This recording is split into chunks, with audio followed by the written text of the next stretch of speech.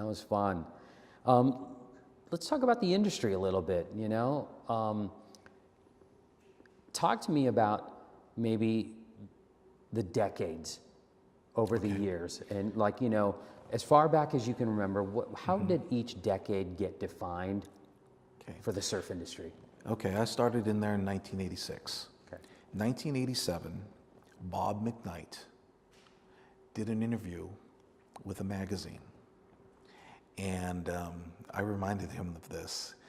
He called the surf shops churners of other people's success. If you think about it, it's right, because he's the one making it. He's the one telling you this is cool. Bring it in your surf shop, it's gonna sell. So from what they're doing, they're building the brand and you're selling the brand. And at that time, we were talking about the industry being almost $1 billion. Well, Quicksilver in its heyday was a $2 billion corporation. Yeah.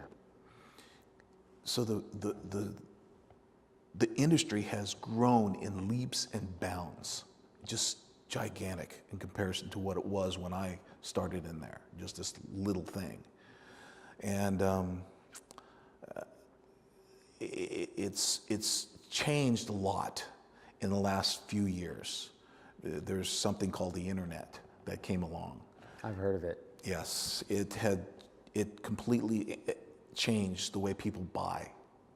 Amazon is a beast, and it's getting bigger and it's getting stronger because my wife is a Prime member. Does she go shopping? No. She gets her cat litter and her cat food and everything delivered, and I'd see the big box. I go, okay, I remember that one's heavy. And she gets all this stuff in, and every day something comes from Amazon or from FedEx or whatever, and she's ordering all this stuff online. So the way,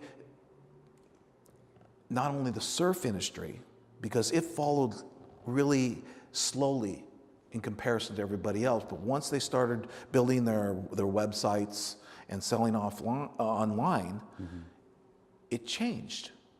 And I see it to this day, because people will come in, they'll try on a wetsuit, they get to touch, feel, see, then they're on their phones checking for the lowest price. It's not the same. Yeah. Well, you know, I look at what you guys went through from being one of the original surf shops, and just where people had to go and get their surfboards and their board shorts and anything they needed for surfing, they had to go to a surf shop. Correct. There was a few shops that were doing mail order at the time, believe it or not. You know, people would lick a stamp and send in their order. I remember doing it, you know, off the back of a surf magazine. It's like filling everything out and putting in a check and hoping Well, that's how Birdwell got going. Exactly. They were in every surfer magazine since '61 or something, because they started in '61, and you would order off that form, and they would sell to shops also. Yeah, yeah, and you know, it's like there's been these like disruptive changes in the industry, you know, where it's like surf shops were the go-to place for product, and you know, there was a little bit of mail order being done there too, not a whole lot, but some did okay with it.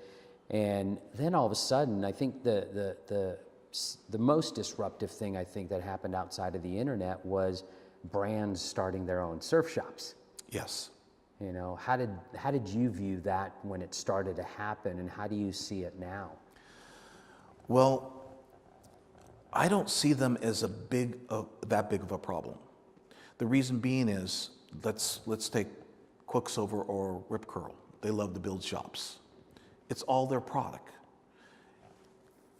And against common knowledge, when Rip Curl built their shop in Huntington Beach, I kept Rip Curl in my shop just to see, is this shop really going to produce a lot of business for itself?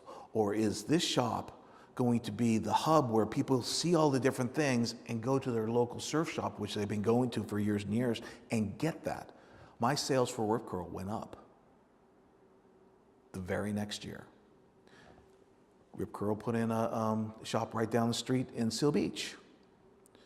Jesse wanted to can it. I told him no. I remember what happened. Let's order more.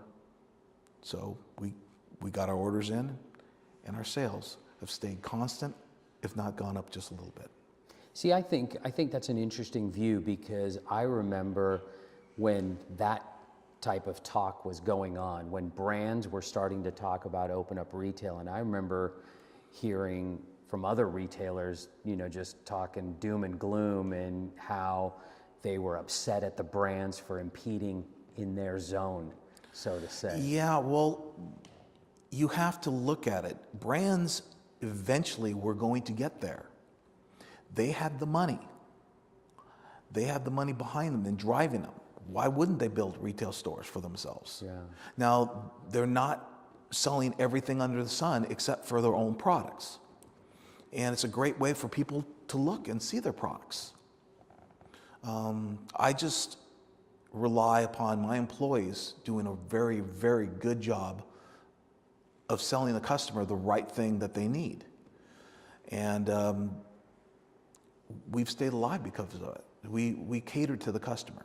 Yeah, and look, that's something that I think is really important. Is I visit a lot of surf shops, and when I go into shops, I don't really feel as if I get that personalized, service. I think it's just like, if what am I buying? They want to know, what am I buying, and how can they sell me something as quickly as possible. But when I come into your shop, and even sometimes when I come in there, I don't know the guys that are working there. They're just like, hey, how are you?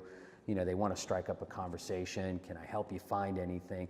I think that's one of the other exciting things about the Caton shop, is that it still has that grassroots customer service attitude built in. That's what I've taught since the very first day I went in there. I just wanted to make sure that we gave good service, because that's what's going to differentiate us from all the other surf shops.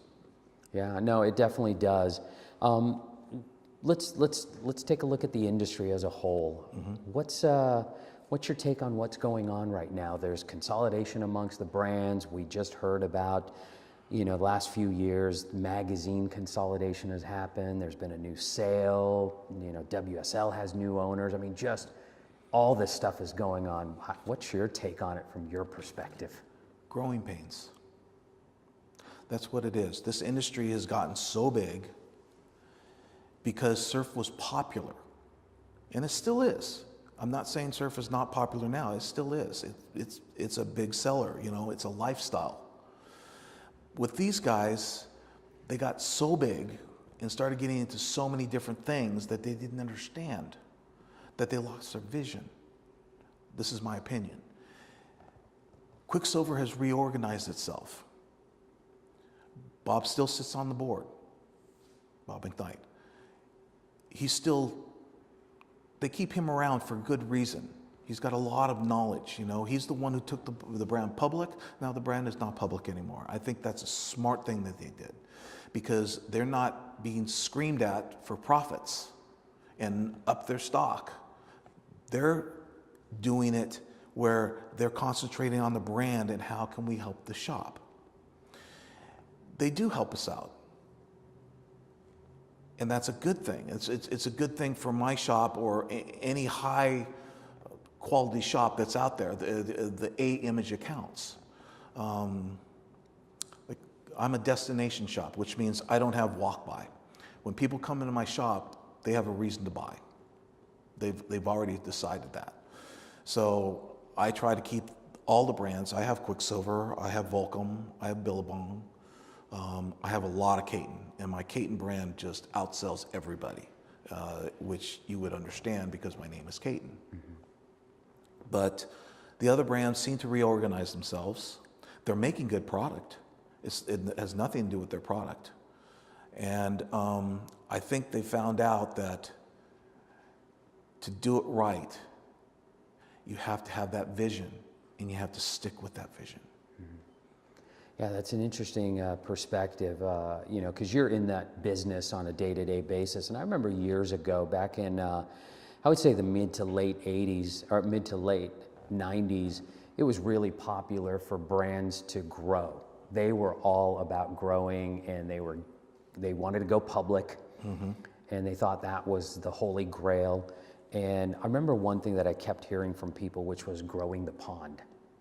Yes.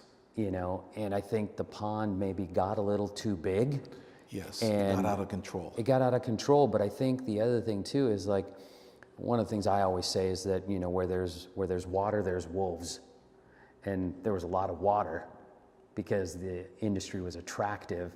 And I think it maybe, you know, invited some of the wolves from outside of the industry to come and sip from the pond that these guys were trying to build. They thought they could build the pond themselves, but instead they invited some outside forces to come in. You know, it's interesting to hear you say that, you know, Quicksilver was public and now it's better for you that they're not. And I think That's just my opinion. yeah, no, but I think it's an opinion that is valid because they're no longer having to chase the quarterly Absolutely. number. Absolutely. You know, they're now able to focus on what is most important, which is working with their retail partners and growing the brand and strengthening that relationship. And I don't think you can do that when you're a public company because shareholders don't want to hear that. Right. They want to hear what's your growth and how much money are you going to make and is there a profit? Right. So they don't have to worry about, I mean, they're worried about that, they're concerned about that, but they don't have to worry about hitting that number on a daily